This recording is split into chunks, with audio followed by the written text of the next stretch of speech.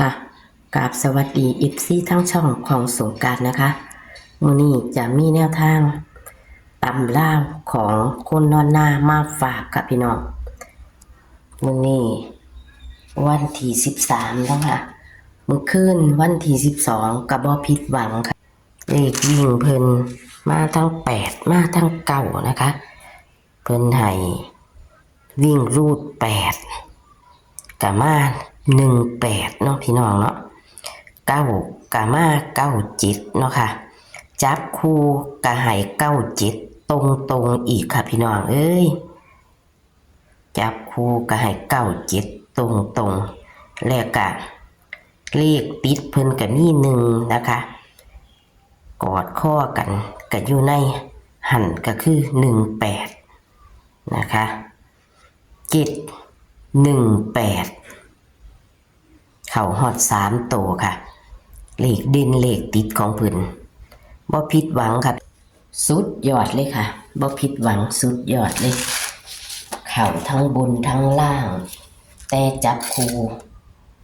เข้า97ล่างตรงเลยนะคะเอาวันที่13นี่วันที่13เพิ่นจะให้เฮาเป็นตัวใด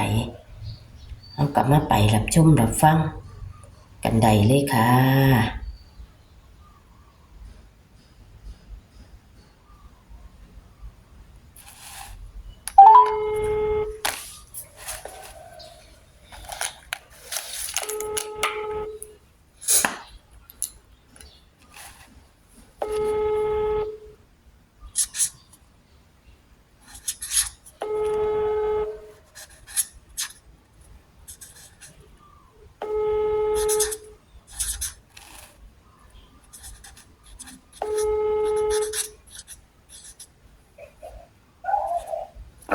ค่ะสวัสดีค่ะมาตำล่าวมื้อคืนเดินทางมาดึกค่ะโพดแม่ตรวจเบิ่งแล้วบ่ค่ะมีบ่เข้า97เนาะเข้า97ตรงๆแล้วก็เลขติดเลขอีหยังกะเทิงบนเทิงล่างแม่นบ่อาญะอยู่นี่มันออก18ตัวนั้นผมบอก8ผมว่าจะบอก81ผมเลยเขียนให้89เพราะว่าตัวนี้ผมเขียนมันถือเบิดอยู่ได้กัน89กับ90นั่นแหละผมเลยว่าหามากันค่ะผมเลยบ่เอา81ผมเลยเอาเป็น89ก็น่าเอาสิถ้าแต่ว่าผมเขียน81แล้วที่แรกนะแต่ว่า9097นะผมเขียนได้จะแรกดูถ้าเป็นผมมองกับเก่าสิผมเลยว่า8กับ9กับ0นี่มันสิมานำกันค่ะ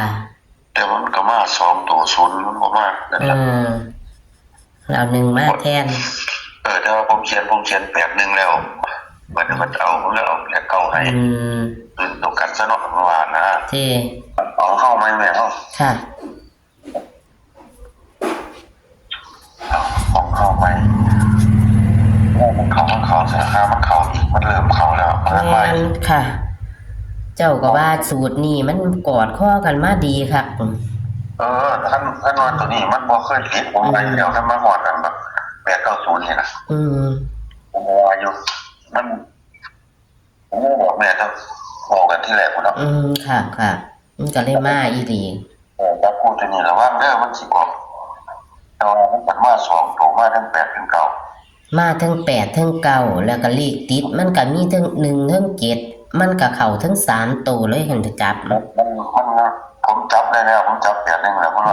มาหามากกันเอา8โอ้มันน่าว่ะมันเป็นประเด็นแล้วค่ะก็เลยมัวเลยกันแต่ว่าขั้นมัวนั่นก็จับอยู่หั่นล่ะเพราะว่า8เนี่ยมันเป็นตัวเด็ดอยู่แล้วจะบอกว่า8อยู่แล้วค่ะมันมาทั้ง8ทั้ง9แล้วก็ไป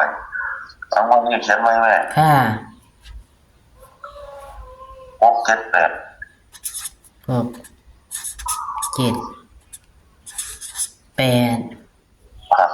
ค่ะตัวติ๊กมันเอา นี่ละสิหอยไหนเนาะ ค่ะ 012แหละ ครับ 0 1 2 ครับหอยซี ห้อยสี่ หอยซีไว้ครับ ค่ะ เปิดน้ำมันเปิดนะแต่ว่าเวลาเขาก็จับเป็นกระจับเอา อืม เพราะว่าเกณฑ์6 7 8เอาวิ่ง6เนาะ 6กับ7เนี่ย 6 กับ 7 เพราะว่าบัก8กับตัวเก่าบัก7กับตัวเก่า อืม ตัดสินใจยาก ค่ะ พอเห็นมา8ตัด8เก่าได้ไงเด้อ ค่ะ บัก7กับเก่าลอก จับคู่ ทับครัว26 27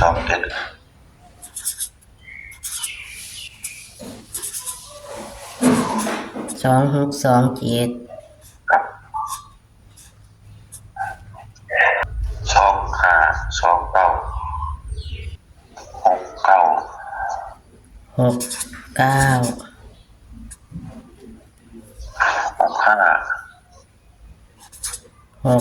65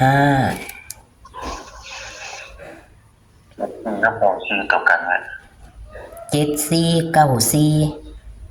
ครับตกกันเขาก็ปล่อยไปแล้วเอากันมาเนี่ย ค่ะ94ค่ะ ครับเต้น2 คู่ได้ไหม2 เก็บ2 6 2726ครับ ค่ะ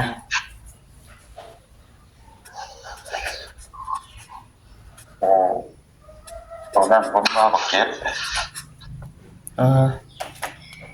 เอา7เนาะ ออกแม่เก็บตัวเดียว ค่ะ ร่องมันกับบอกกับบอกแปลนกันเองด้วยกันนะแต่ว่าเอาตัวเดียวคือบอกเก็บ ค่ะ ใช้บอก2นะ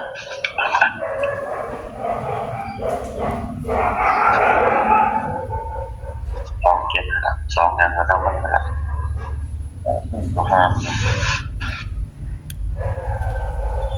มันสิเดินมันกับเขาแล้วมันสิเดินอยู่ที่ตัวแม่เพราะว่าเขาเดิน2 3 เที่ยวอยู่ก็มันเดินนะ ค่ะแต่เก่ามันก็จะประมาณนั้นเนาะมันจังหยุดเนาะ ครับพี่ได้เที่ยวเดียวแล้วมันก็มีทุ่งมันร้อนไปนั่นแหละก็บอก2 เที่ยวกับไปไกลมันเดินกลับขึ้นมากับจับคูณมาถึงแล้วว่ามันเดินแล้วคือมันต้องเดินอีก ค่ะ เพราะฉะนั้นมันก็จะวันศุกร์ เขามาอีกแล้วมาแรกมันไปตามนี่นะถ้ามันเดินแล้วก็มันเด้อเคยเดินหน้ารู้ไหม เอากัดมีเนาะมีวิ่งคือวิ่งรูด7เนาะค่ะวิ่งรูด7ตัวเดียว ตัวร่องก็คือ6จับคู่ก็มี26 27 25 29 69 65แม่นบ่ค่ะ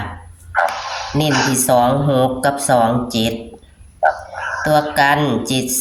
7494เนาะค่ะนั่นตกกันมัน ค่ะ มันตัวเน้นพวกเอาไม่ใช่บอก2เลยล่ะค่ะผมอยากตก30นั่นใช่ละค่ะขอบคุณกับที่งานแม่เราบ้านค่ะตามที่มีงานมีการก็จะได้เดินจะสอบรู้ไปทั้งไหนเนาะค่ะขอบคุณค่ะค่ะสวัสดีค่ะสุดยอดค่ะพี่น้องสุดยอดแล้วมาทั้ง8มาทั้ง9ค่ะวิ่งรูด8ก็มา18นะคะเพิ่นว่าเพิ่นจับอยู่เพิ่นผันเรียกเอา8 9กับ90พี่น้อง18เพิ่นจับอยู่เพิ่นเสียดายอยู่เพิ่นเรียกเอาจับตกกันไว้ให้ แต่ว่าเลขติดเลขเด่นเพิ่นมาทั้ง3ตัวเลย718กับยูหันเนาะแล้วก็81กับยูหันเนาะค่ะอยู่ใน ตัวติดกับตัวดินนั่นตัวดินเพิ่นบ่พลาดก็คือ8กับ9เพิ่นก็จับให้97เลยตรงเลยค่ะพี่น้องนี่ก็คือวันที่13สิงหาคม13สิงหาคมเด้อค่ะพี่น้องแคปหน้าจอแล้วก็ไปขยายเอาค่ะแคปหน้าจอไปขยายเอาเด้อค่ะวิ่ง6วิ่ง7ให้รูด7ตัวเดียวเด้อค่ะตัวดินของเพิ่นให้จับเอาตัวใดที่เพิ่นบ่จับนะคะพี่น้องแต่เพิ่นจับให้เพิ่นเน้นให้26 27ค่ะพี่น้องโชคมันค่ะโชคมันกับคนนอนหน้านะคะในวันที่13วันที่13นี่นะคะพี่น้องโชคมันค่ะสวัสดีค่ะ